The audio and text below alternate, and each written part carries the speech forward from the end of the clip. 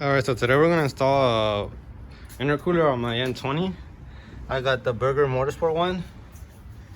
And so we're gonna start off by removing the front bumper. You don't have to, but I do not want to struggle under the car. And I'll just remove the front bumper and make everything easier. And like that, hopefully the bolts or clips will be easier to get to. So if you have a plate bracket like I do right there, the tow hook, you gotta remove that first. And then after that, you just take off the fender liner right here, and it should be 2 bolts here and 2 bolts on the other side. All right, so after you take these bolts off from the fender liner, you come here and you kind of just, you can see 1 bolt right there, right here, right there, but we need to get to the other one that's farther back. So you pull the fender liner away. And it's back there, you see it? So you need to take those 2 off. And the same thing on the other side. So while they're stripping on top, you just kind of move it out the way, and you should just be able to pull it. Now that's out the way. Now you just gotta take off all of these Torx bits, and then the ones from the under shield of the car right here that hold on to the bumper. And then we should be able to take off the bumper. We took off all the bolts on top, all the Torx bit. And we also took off the bottom bolts too on the under.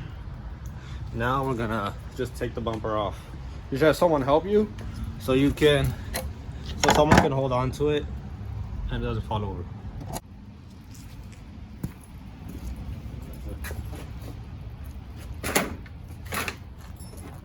Just push down.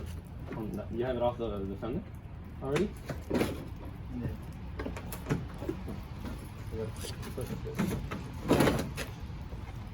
We might have to disconnect the fucking where the washer is there on the front bumper.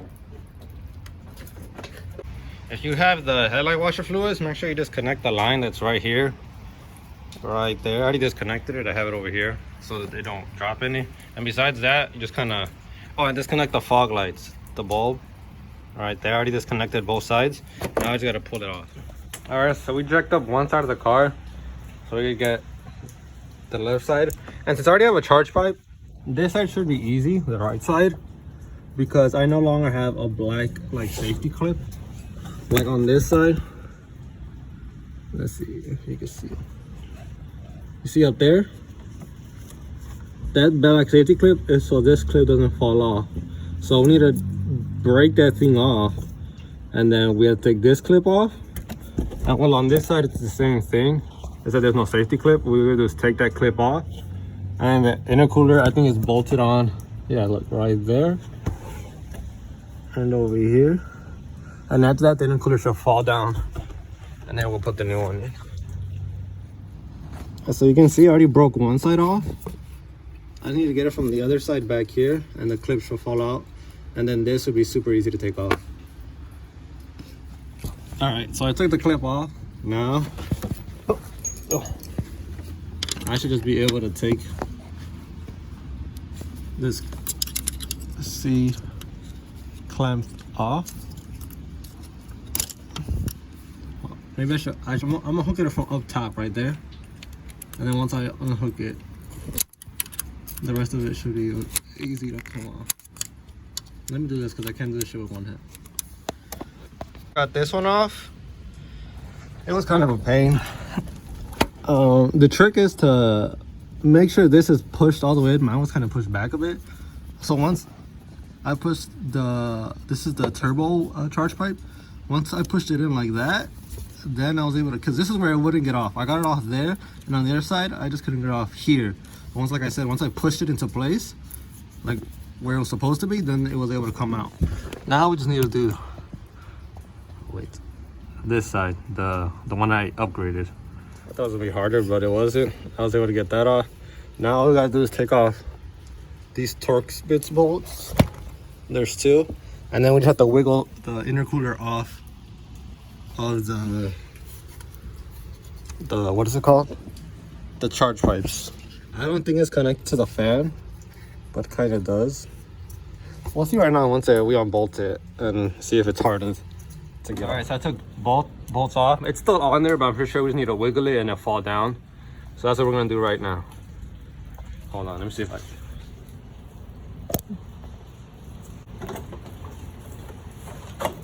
coming down.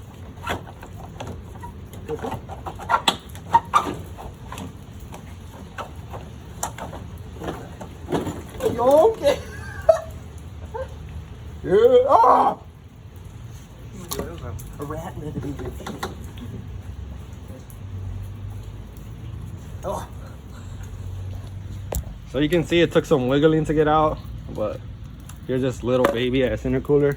It's pretty light. It's lighter than the aftermarket, but it would make sense if it's smaller. But let me put the aftermarket one right next to it.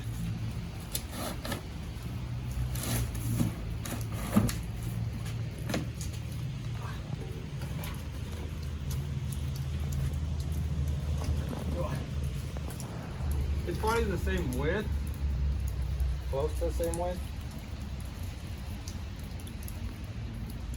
But this is way taller. Look like maybe like an inch or two taller. Yeah.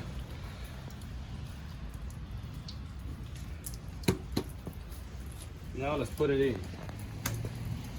See that? Oh, I'll take a picture.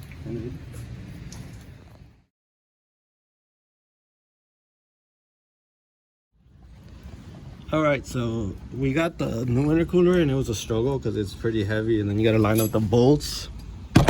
What? But there they are.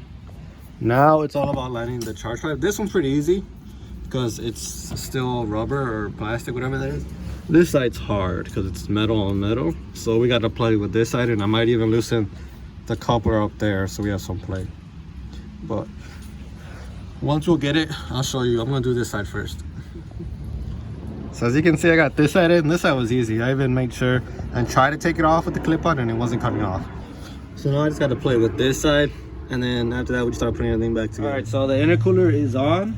We did this side was easy to do, the passenger side, but the driver side was hard since I already have an upgraded charge pipe. So I ended up having to disconnect the coupler right here. I unbolted them, and then so I could have that bottom part loose and wiggle it, and then I was able to clamp it on to the intercooler freely. And then after I connected it, I went back up there and tightened the clamp. But like we already tugged on everything, make sure it wouldn't come off, and everything's set. So now we just got to put everything back together, and that should be it. And then we'll turn the car on, make sure we're not having any boost leaks. There's no boost leaks. Hopefully there is it. And after that, I'll start assembling everything.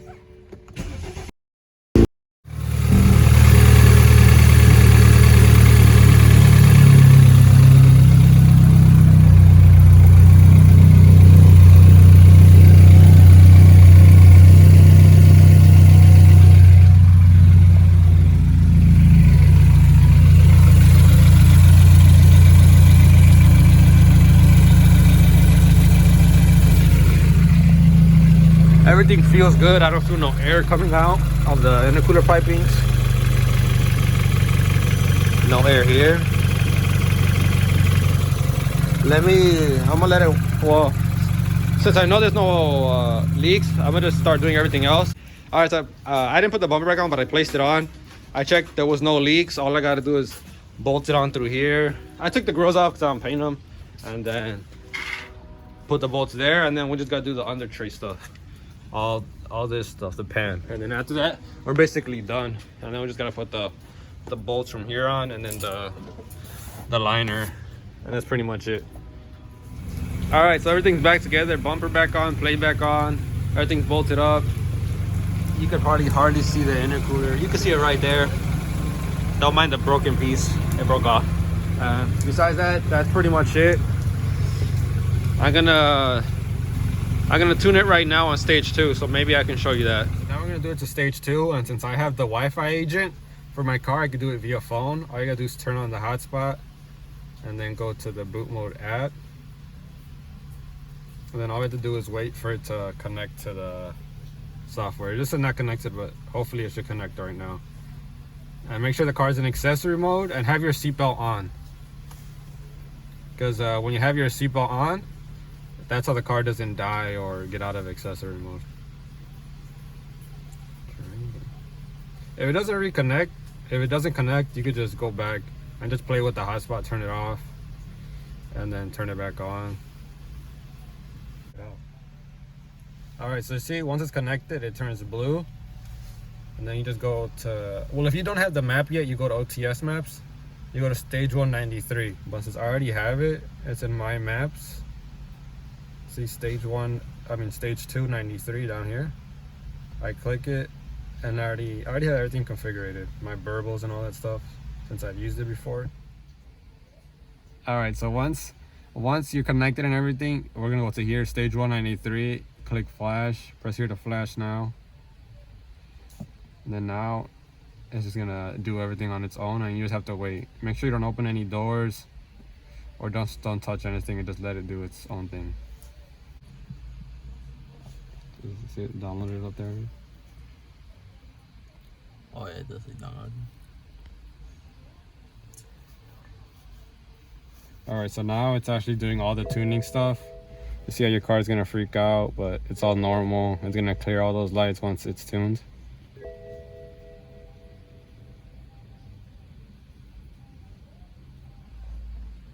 See? And it should just take a couple of seconds once it's actually tuning.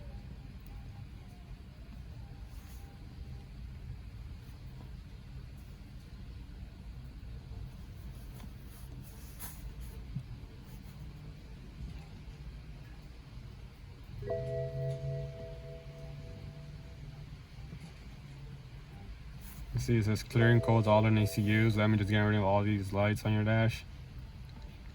You don't gotta worry about all this stuff. Success, stage 293, flash successfully. Please wait 5 seconds and then start the car.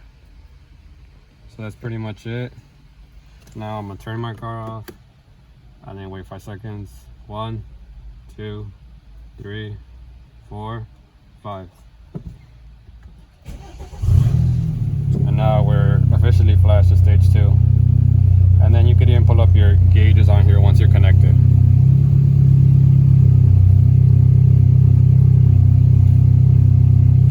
That's pretty much it. So that's pretty much for this video. We tuned our car on stage 2, boot mode on 93.